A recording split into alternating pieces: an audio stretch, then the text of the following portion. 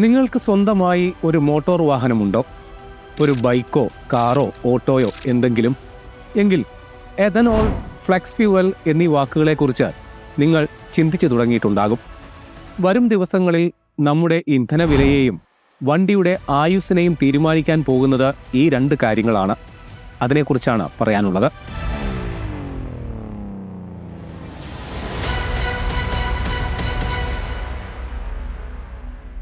ഭാവിയുടെ അനന്ത സാധ്യതയും അതേസമയം നമ്മുടെ വർത്തമാനകാല ആശങ്കയുമാണ് ഈ ഇന്ധനമാറ്റം. ശുദ്ധമായ പെട്രോളിന് പകരം എഥനോൾ കലർത്തിയ പെട്രോളും ഡീസലിന് പകരം ഐസോബ്യൂട്ടനോൾ കലർത്തിയ ഡീസലും സമീപഭാവിയിൽ ഇന്ത്യയിൽ സാർവത്രികമാകും. ലളിതമായി പറഞ്ഞാൽ, ഫോസിൽ ഇന്ധനങ്ങൾക്ക് പകരം പരിസ്ഥിതി സൗഹൃദമായ ജൈവ ഇന്ധനത്തിലേക്ക് രാജ്യം വഴിമാറുകയാണ്. ജ്വലനശേഷിയിൽ പെട്രോളിനും ഡീസലിനും അല്പം പിന്നിലാണെങ്കിലും മലിനീകരണവും വിലയും പരിഗണിക്കുമ്പോൾ എഥനോളും ഐസോബ്യൂട്ടനോളും മികച്ചൊരു ബദലാണ്. എന്നാൽ കേന്ദ്ര സർക്കാർ അതിവേഗം നയപരിപാടികളുമായി മുന്നോട്ടു പോകുമ്പോൾ ആ മാറ്റം ഉൾക്കൊള്ളാൻ നമ്മുടെ പൊതുസമൂഹവും നിലവിലെ വാഹന സംവിധാനങ്ങളും സജ്ജമാണോ? ഈ വലിയ മാറ്റത്തിന് പിന്നിലെ യാഥാർത്ഥ്യങ്ങൾ എന്താണ്? എന്തുകൊണ്ട് എഥനോൾ? അതിന് ഒറ്റുത്തരമേ ഉള്ളൂ. ഇത് പൂർണ്ണമായും ഒരു ജൈവ ഇന്ധനമാണ്. കരിമ്പ്, ചോളം, കേടായ ധാന്യങ്ങൾ എന്നിവ പുളിപ്പിച്ചാണ് എഥനോൾ നിർമ്മിക്കുന്നത്. സ്വാഭാവികമായും ഇത് നമ്മുടെ കർഷകരുടെ വരുമാനം വർദ്ധിപ്പിക്കാൻ സഹായിക്കും. പക്ഷേ ഇതിനു പിന്നിൽ മറ്റൊരു വലിയ സാമ്പത്തിക ശാസ്ത്രവുമുണ്ട്. അതാണ് നമ്മുടെ രാജ്യത്തെ ഇന്ധന കണക്ക്. ഇന്ത്യയിൽ ഒരു ദിവസം വേണ്ട ക്രൂഡ് ഓയിലിന്റെ അളവ് 92 കോടി ലിറ്റർ. അതിൽ 90% നമ്മൾ മറ്റ് രാജ്യങ്ങളിൽ നിന്ന് ഇറക്കുമതി ചെയ്യുകയാണ്. ഒരു ദിവസം മാത്രം ക്രൂഡ് ഓയിലിനായി ഇന്ത്യ ചെലവാക്കുന്നത് 4200 കോടി രൂപ. അന്താരാഷ്ട്ര വിപണിയിലുള്ള വിലയിലെ ഏറ്റക്കുറച്ചിലുകളും യുദ്ധം പോലുള്ള അടിയന്തര സാഹചര്യങ്ങളും ഈ ഇറക്കുമതി ചെലവ് വൻതോതിൽ വർദ്ധിപ്പിക്കും. ഇങ്ങനെ പെട്രോളിയം കമ്പനികൾക്കുണ്ടാകുന്ന നഷ്ടം പരിഹരിക്കേണ്ട ബാധ്യത ആത്യന്തികമായി വരുന്നത് ജനങ്ങളുടെ പോക്കറ്റിലേക്കാണ്. ഈ സാഹചര്യത്തിലാണ് ബദൽ ഊർജ്ജ സാധ്യതയായി രാജ്യം ജൈവ ഇന്ധനത്തെ കാണുന്നത്. തദ്ദേശീയമായി എഥനോൾ ഉൽപ്പാദിപ്പിക്കുന്നതിലൂടെ വിദേശ നാണയ നഷ്ടം ഒഴിവാക്കാനാകും. കൂടാതെ ഫോസിൽ ഇന്ധനങ്ങളെ അപേക്ഷിച്ച് വിഷവാതകങ്ങൾ പുറന്തള്ളുന്നത് കുറവാണെന്ന പരിസ്ഥിതി അനുകൂല ഘടകവുമുണ്ട്. ഒറ്റനോട്ടത്തിൽ എഥനോൾ ആളൊരു പുലിയാണ്. പിന്നെ എന്തിനാണ് ഇതിനെ ചൊല്ലി വലിയ ആശങ്കകൾ ഉയരുന്നത്? ഏപ്രിൽ 1 മുതൽ രാജ്യത്തെ എല്ലാ വിതരണ ശൃംഖലകൾ വഴിയും E20 പെട്രോൾ വിതരണം ആരംഭിച്ചിട്ടുണ്ട്. E20 എന്നാൽ പെട്രോളിൽ 20% എഥനോൾ കലർത്തിയിരിക്കുന്നു എന്നാണ് അർത്ഥം. എഥനോളിന് പെട്രോളിനേക്കാൾ വില കുറവാണെന്നാണ് പൊതുവെയുള്ള ധാരണ. അങ്ങനെയെങ്കിൽ E20 പെട്രോളിന് വില കുറയേണ്ടതല്ലേ? എന്നാൽ ഇല്ല. ഉപഭോക്താവിൽ നിന്ന് ഇപ്പോഴും ഈടാക്കുന്നത് സാധാരണ പെട്രോളിന്റെ അതേ ഉയർന്ന വില തന്നെയാണ്. ഇതിന്റെ കാരണം എന്താണെന്നറിയാമോ? നികുതിയില്ലാത്ത പെട്രോൾ വില 53 രൂപയാണ്. എണ്ണക്കമ്പനികൾ എഥനോൾ വാങ്ങുന്ന വില ഗതാഗത ചിലവും GSTയും ഉൾപ്പെടെ 71 രൂപ. എഥനോളിന്റെ അസംസ്കൃത വസ്തുവായ കരിമ്പിനും ധാന്യങ്ങൾക്കും കർഷകർക്ക് നൽകുന്ന ഉയർന്ന തറവിലയാണ് ഇതിന് കാരണം. കൂടാതെ അടിസ്ഥാനപരമായി പെട്രോൾ വിൽപ്പനയിലൂടെയുള്ള വരുമാന നഷ്ടം കേന്ദ്ര സംസ്ഥാന സർക്കാരുകൾ ഒട്ടും ആഗ്രഹിക്കുന്നുമില്ല. അതിനാൽ തന്നെ ചില്ലറ വിൽപ്പന വിലയിൽ മാറ്റമുണ്ടായിട്ടില്ല. കുറഞ്ഞ നിരക്കിൽ വിദേശത്ത് നിന്ന് എഥനോൾ ഇറക്കുമതി ചെയ്യാമെങ്കിലും രാജ്യത്തെ കർഷകരുടെ താൽപ്പര്യം സംരക്ഷിക്കാൻ ആഭ്യന്തര ഉൽപാദനത്തിനാണ് രാജ്യം പ്രാധാന്യം നൽകുന്നത്. സാമ്പത്തിക വശം അവിടെ നിൽക്കട്ടെ. നിങ്ങളൊരു വാഹന ഉടമയോട് ചോദിച്ചാൽ നിലവിലെ എഥനോൾ അനുഭവം ഒട്ടും തൃപ്തികരമായിരിക്കില്ല. കാരണം നമ്മുടെ സാധാരണ പെട്രോൾ വാഹനങ്ങൾ എഥനോൾ ചേർന്ന ഇന്ധനവുമായി പൊരുത്തപ്പെടുന്നതല്ല. 2023 ഏപ്രിലിന് ശേഷം വിപണിയിലെത്തിയ വാഹനങ്ങൾ E20 ഇന്ധനം ഉപയോഗിക്കാനാവശ്യമായ എഞ്ചിൻ പരിഷ്കാരങ്ങളോടെയാണ് ഇറങ്ങിയിട്ടുള്ളതെന്നാണ് സർക്കാർ അവകാശവാദം. അങ്ങനെയെങ്കിൽ അതിനു മുൻപുള്ള വാഹനങ്ങളുടെ അവസ്ഥ എന്താകും? ലളിതമായി പറഞ്ഞാൽ 8ന്റെ പണി വരാനിരിക്കുന്നതേയുള്ളൂ. 1. റബ്ബർ ഭാഗങ്ങൾ ദ്രവിക്കും. എഥനോളിന് രാസപരമായി ദ്രവിപ്പിക്കാനുള്ള ശേഷിയുണ്ട്. ഇത് പഴയ വാഹനങ്ങളിലെ ഫ്യുവൽ പൈപ്പുകൾ, റബ്ബർ സീലുകൾ, ഗ്യാസ്കറ്റുകൾ എന്നിവ വേഗത്തിൽ കേടുവരുത്തും. 2. ടാങ്കിനുള്ളിലെ തുരുമ്പ്. എഥനോൾ അന്തരീക്ഷത്തിലെ ഈർപ്പത്തെ വേഗത്തിൽ ആകർഷിക്കും. ടാങ്കിൽ വെള്ളം കലരുന്നതിലൂടെ ഇന്ധന ടാങ്ക്, ഫ്യുവൽ പമ്പ്, കാർബറേറ്റർ തുടങ്ങിയ ലോഹഭാഗങ്ങളിൽ വലിയ തോതിൽ തുരുമ്പെടുക്കും. 3. അടഞ്ഞുപോകുന്ന ഫിൽട്ടറുകൾ. ഈ ദ്രവിച്ചു പോകുന്ന റബ്ബർ അവശിഷ്ടങ്ങളും തുരുമ്പും ഫ്യുവൽ ഫിൽട്ടറുകളിലും ഫ്യുവൽ ഇഞ്ചക്ടറുകളിലും അടിഞ്ഞുകൂടി അവ പൂർണ്ണമായി അടഞ്ഞുപോകും. 4. ഇന്ധനം വേർതിരിയൽ. വാഹനം കുറച്ച് ദിവസം ഉപയോഗിക്കാതെ ഇട്ടാൽ ടാങ്കിലെ പെട്രോളും എഥനോളും തമ്മിൽ വേർതിരിയുകയും ഇത് എഞ്ചിന്റെ പ്രവർത്തനത്തെ ബാധിക്കുകയും ചെയ്യും. പെട്ടെന്ന് പിക്കപ്പ് കിട്ടാതിരിക്കുക, തണുത്ത സമയങ്ങളിൽ സ്റ്റാർട്ടാകാൻ ബുദ്ധിമുട്ട് വരിക എന്നിവ ഇതിന്റെ ഫലമാണ്. 5. മൈലേജ് കുറയും. ഏറ്റവും പ്രധാനപ്പെട്ട കാര്യം ഇതാണ്. പെട്രോളുമായി താരതമ്യം ചെയ്യുമ്പോൾ എഥനോളിന് ഊർജ്ജ സാന്ദ്രത കുറവാണ്. അതിനാൽ E20 ഇന്ധനം ഉപയോഗിക്കുമ്പോൾ വാഹനങ്ങൾക്ക് ശരാശരി 5 മുതൽ 10% വരെ മൈലേജ് കുറയും. ഇതിനെല്ലാം പുറമെ പഴയ വാഹനങ്ങളിൽ E20 പെട്രോൾ അടിച്ച് കേടുപാടുകൾ സംഭവിച്ചാൽ നഷ്ടപരിഹാരം നൽകാൻ ഇൻഷുറൻസ് കമ്പനികളും തയ്യാറല്ല. രാജ്യത്തെ നിരത്തുകളിലുള്ള പെട്രോൾ വാഹനങ്ങളിൽ 90%, അതായത് ഏകദേശം 25 കോടിയോളം വാഹനങ്ങൾ E20 ഇന്ധനം ഉപയോഗിക്കാൻ കഴിയാത്തതാണെന്നതുകൂടി പരിഗണിക്കുമ്പോഴാണ് ഈ പ്രതിസന്ധിയുടെ ആഴം മനസ്സിലാവുക. പോംവഴി എന്നോണം പഴയ വാഹനങ്ങൾക്ക് എഥനോൾ ചേർക്കാത്ത പ്രീമിയം പെട്രോൾ ഉപയോഗിക്കാമെങ്കിലും അതിന് മറ്റു പെട്രോളിനേക്കാൾ വില വളരെ കൂടുതലാണ്. ഇത്രയൊക്കെ പ്രശ്നങ്ങളുണ്ടെങ്കിലും എഥനോൾ ഇന്ധനത്തിൽ രാജ്യം വലിയൊരു വിപ്ലവത്തിന് തുടക്കം കുറിക്കുകയാണ്. അതിന് കൃത്യമായ കാരണങ്ങളുമുണ്ട്. ഒരു സിനിമാ ഡയലോഗ് ഓർമ്മിപ്പിക്കട്ടെ. തുടക്കത്തിൽ ഇത് വലിയ റിസ്ക് ആണെന്ന് തോന്നും, ഇതിൽ എൻ്റർ ചെയ്തു കഴിഞ്ഞാൽ ഭയങ്കര ത്രില്ലാണ്. രാജ്യത്തെ E20 പെട്രോളിന്റെ വിതരണം ഏറെക്കുറെ ഇപ്പോൾ പൂർണ്ണമാണ്. ഇതിന് പിന്നാലെ 22% എഥനോൾ അടങ്ങിയ E22 പെട്രോളിനും 30% അടങ്ങിയ E30 പെട്രോളിനും പൂർണ്ണമായി എക്സൈസ് തീരുവ സർക്കാർ ഒഴിവാക്കി. നേരത്തെ എഥനോളിന്റെ GST 18% നിന്ന് 5% കുറയ്ക്കുകയും ചെയ്തിരുന്നു.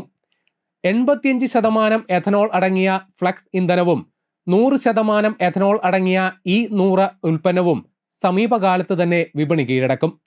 കഴിഞ്ഞ ദിവസമാണ് ഇതിന് കേന്ദ്ര സർക്കാർ അനുമതി നൽകിയത്. പെട്രോളോ ഫ്ലക്സ് ഇന്ധനമോ എഥനോളോ മാറി മാറി ഉപയോഗിക്കാൻ കഴിയുന്ന സാങ്കേതിക സംവിധാനമുള്ള വാഹനങ്ങളിൽ മാത്രമേ ഇത് ഉപയോഗിക്കാൻ സാധിക്കൂ. ഇത്തരത്തിൽ എഞ്ചിനിൽ പരിഷ്കരണം വരുത്തിയ വാഹനങ്ങൾ അടുത്ത വർഷം മുതൽ വിപണിയിൽ വ്യാപകമായി എത്തുമെന്നാണ് കണക്കാക്കുന്നത്. എന്നാൽ ഇത്തരം വാഹനങ്ങൾക്ക് മറ്റു വാഹനങ്ങളെക്കാൾ വില കൂടാനും സാധ്യതയുണ്ട്. അതേസമയം ഒരു വലിയ ആശ്വാസം എന്തെന്നാൽ E85 ഇന്ധനത്തിന് പെട്രോളിനേക്കാൾ 20%, E100 ഇന്ധനത്തിന് 50% വിലയിൽ കുറവുണ്ടായേക്കും. ഇത്തരം ഇന്ധനം നിറയ്ക്കുന്നതിലൂടെ മൈലേജിൽ ഉണ്ടാകുന്ന കുറവ് വിലയിലെ ഈ വലിയ വ്യത്യാസം കൊണ്ട് ഉപഭോക്താക്കൾക്ക് പരിഹരിക്കാനാകും. കൂടാതെ പാചകവാതക വിലവർധനയും ക്ഷാമവും നേരിടാൻ എഥനോൾ അധിഷ്ഠിത സ്റ്റൗവുകളും അടുത്തു തന്നെ വിപണിയിലെത്തും. വ്യാവസായിക ആവശ്യങ്ങൾക്കും ഗാർഹിക ആവശ്യങ്ങൾക്കും ഇത് പര്യാപ്തമാണ്. ഇനി നമുക്ക് ആഗോളതലത്തിലേക്ക് കണ്ണോടിക്കാം. ലോക എഥനോൾ വിപണിയിൽ 50%-ലധികം ഉൽപ്പാദിപ്പിക്കുന്നത് അമേരിക്കയാണ്. ചോളത്തിൽ നിന്നാണ് അവരുടെ പ്രധാന ഉൽപ്പാദനം. കരിമ്പിൽ നിന്ന് എഥനോൾ ഉൽപ്പാദിപ്പിക്കുന്ന ബ്രസീലാണ് രണ്ടാമത്. ഈ 2 രാജ്യങ്ങളും ചേർന്ന് ലോക എഥനോൾ വിപണിയിൽ 80% കൈയാളുന്നു. 2ഉം 3ഉം സ്ഥാനങ്ങൾ തമ്മിൽ വലിയ അന്തരമുണ്ടെങ്കിലും ഇന്ത്യയാണ് ലോകത്ത് 3ാം സ്ഥാനത്ത്. കരിമ്പും കാർഷിക അവശിഷ്ടങ്ങളുമാണ് ഇന്ത്യ അസംസ്കൃത വസ്തുവായി ഉപയോഗിക്കുന്നത്.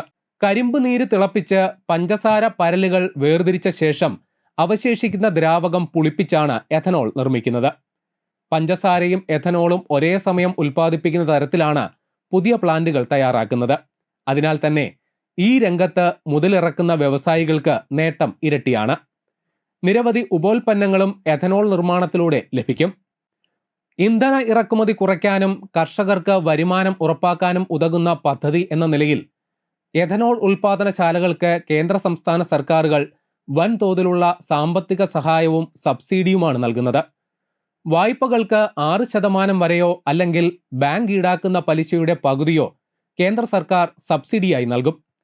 എഥനോൾ നിർമ്മിക്കാൻ ആവശ്യമായ ചോളം, കേടുവന്ന അരി എന്നിവ കുറഞ്ഞ നിരക്കിൽ ലഭ്യമാക്കാൻ ഫുഡ് കോർപ്പറേഷൻ ഓഫ് ഇന്ത്യ വഴി സൗകര്യവും ഒരുക്കിയിട്ടുണ്ട്. നമ്മുടെ കേരളത്തിലും മരച്ചീനിയിൽ നിന്നും കാർഷിക അവശിഷ്ടങ്ങളിൽ നിന്നും എഥനോൾ നിർമ്മിക്കുന്നതിനുള്ള ഗവേഷണങ്ങൾക്കും വ്യവസായങ്ങൾക്കും സംസ്ഥാന സർക്കാർ തുക വകയിരുത്തിയിട്ടുമുണ്ട്. രാജ്യത്ത് നിലവിൽ വിപണിയിലുള്ള E20 പെട്രോളിന്റെ നിർമ്മാണത്തിന് ആവശ്യമായ എഥനോൾ ഉറപ്പാക്കാൻ 370ഓളം പ്ലാന്റുകൾ നിലവിലുണ്ട്. നിലവിൽ പ്രതിവർഷം 1000 കോടി ലിറ്ററാണ് എഥനോളിന്റെ ആവശ്യം. ഇതിനു പുറമെ 300 കോടി ലിറ്ററോളം എഥനോൾ മരുന്ന് നിർമ്മാണമടക്കമുള്ള ആവശ്യങ്ങൾക്കും വേണം. ഫ്ലക്സ് ഫ്യൂവൽ അടക്കമുള്ള പുതിയ മേഖലകളിലേക്ക് കടക്കുമ്പോൾ രാജ്യത്ത് 40ഓളം പുതിയ എഥനോൾ നിർമ്മാണശാലകൾ കൂടി വേണം. ഇത്തരം നിർമ്മാണശാലകളിൽ നിന്ന് പെട്രോളിയം കമ്പനികൾ എഥനോൾ സംഭരിക്കുകയാണ് ചെയ്യുന്നത്. ഇപ്പോൾ വൈക്കോൽ, കാർഷിക അവശിഷ്ടങ്ങൾ എന്നിവയിൽ നിന്ന് ഇന്ധനമുണ്ടാക്കുന്ന രണ്ടാം തലമുറ എഥനോൾ പ്ലാന്റുകൾക്കാണ് സർക്കാർ കൂടുതൽ സബ്സിഡികൾ നൽകുന്നത്. ഈ പദ്ധതിയിലൂടെ ഇന്ത്യക്ക് വന്ന നേട്ടങ്ങൾ ചെറുതല്ല. ഇതുവരെ ഏകദേശം 1.6 ലക്ഷം കോടിയിലധികം രൂപയുടെ വിദേശ നാണയം ലാഭിക്കാൻ കഴിഞ്ഞു. 283 ലക്ഷം മെട്രിക് ടണ്ണിലധികം ക്രൂഡ് ഓയിലിന്റെ ഇറക്കുമതി കുറച്ചു. ഭാവിയിൽ യുദ്ധം മൂലം ക്രൂഡ് ഓയിൽ വില ഉയർന്നാലും എഥനോൾ ഇന്ത്യക്ക് ഒരു സാമ്പത്തിക കവചമായി മാറും. ഭക്ഷ്യദാതാക്കളായ കർഷകരെ ഊർജ്ജദാതാക്കളാക്കി മാറ്റിയതിലൂടെ 1.43 ലക്ഷം കോടിയിലധികം രൂപ കർഷകരിലേക്ക് നേരിട്ടെത്തി. എഥനോൾ ഉൽപാദനം കൂട്ടാനായി 42,000 കോടി രൂപയിലധികം രൂപയുടെ പുതിയ നിക്ഷേപങ്ങളാണ് രാജ്യത്തുണ്ടായത്. ഗ്രാമീണ മേഖലയിൽ 300ലധികം പുതിയ ഡിസ്റ്റിലറികൾ വന്നതോടെ ലക്ഷക്കണക്കിന് ആളുകൾക്ക് തൊഴിൽ ലഭിച്ചു. എന്നാൽ എഥനോൾ നിർമ്മാണം മറ്റ് ചില വലിയ ആശങ്കകളും രാജ്യത്തുണ്ടാക്കുന്നുണ്ട്. കാർഷിക വൃത്തിയുടെ പ്രാഥമിക ലക്ഷ്യം ഭക്ഷ്യസുരക്ഷയാണ്.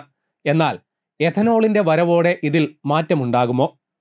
പൊതുസംഭരണ കേന്ദ്രങ്ങളിലെ ഭക്ഷ്യധാന്യങ്ങൾ എഥനോൾ ഫാക്ടറികൾക്ക് വൻതോതിൽ കൈമാറുമ്പോൾ പാവപ്പെട്ടവർക്കുള്ള ധാന്യവിഹിതം ഉറപ്പാക്കാനാകുമോ എന്നതിൽ വലിയ ആശങ്കയുമുണ്ട്. കരിമ്പ്, ചോളം മുതലായവയ്ക്ക് മെച്ചപ്പെട്ട വിപണി ഉറപ്പാകുന്നതോടെ കർഷകരുടെ ശ്രദ്ധ ഇവയുടെ കൃഷിയിൽ മാത്രമായി ചുരുങ്ങുകയും മറ്റ് ഭക്ഷ്യവിളകൾക്ക് ക്ഷാമമുണ്ടാവാനും സാധ്യതയുണ്ട്. മറ്റൊരു പ്രധാന പ്രശ്നം ജലചൂഷണമാണ്.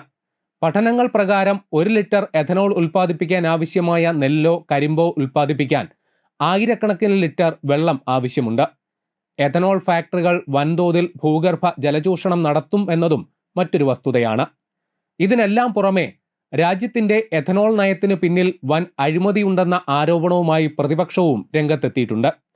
കേന്ദ്രമന്ത്രി നിതിൻ ഗഡ്കരിയുടെ മക്കളുടെ എഥനോൾ കമ്പനികൾക്ക് ഈ നയം വഴി വൻ സാമ്പത്തിക നേട്ടം ഉണ്ടായെന്നാണ് പ്രതിപക്ഷത്തിന്റെ പ്രധാന ആരോപണം. അതെ, വെല്ലുവിളികളും പ്രതിബന്ധങ്ങളും രാഷ്ട്രീയ വിവാദങ്ങളും ഏറെയാണ്. എന്നാൽ എഥനോളുമായി മുന്നോട്ടു പോകാൻ തന്നെയാണ് കേന്ദ്ര സർക്കാരിന്റെ തീരുമാനം. ഭക്ഷ്യധാന്യങ്ങളെ ബാധിക്കാത്ത രീതിയിൽ വൈക്കോൽ, കരിമ്പിൻ ചണ്ടി, തടി അവശിഷ്ടങ്ങൾ, മുനിസിപ്പൽ ഖരമാലിന്യങ്ങൾ എന്നിവയിൽ നിന്ന് രണ്ടാം തലമുറ, മൂന്നാം തലമുറ എഥനോൾ നിർമ്മിക്കുകയാണ് അടുത്ത ലക്ഷ്യം. വടക്കേ ഇന്ത്യൻ സംസ്ഥാനങ്ങളിൽ വൈക്കോൽ കത്തിക്കുന്നത് വഴി ഉണ്ടാകുന്ന കടുത്ത പരിസ്ഥിതി മലിനീകരണം ഇതിലൂടെ ഒരു പരിധിവരെ പരിഹരിക്കാം.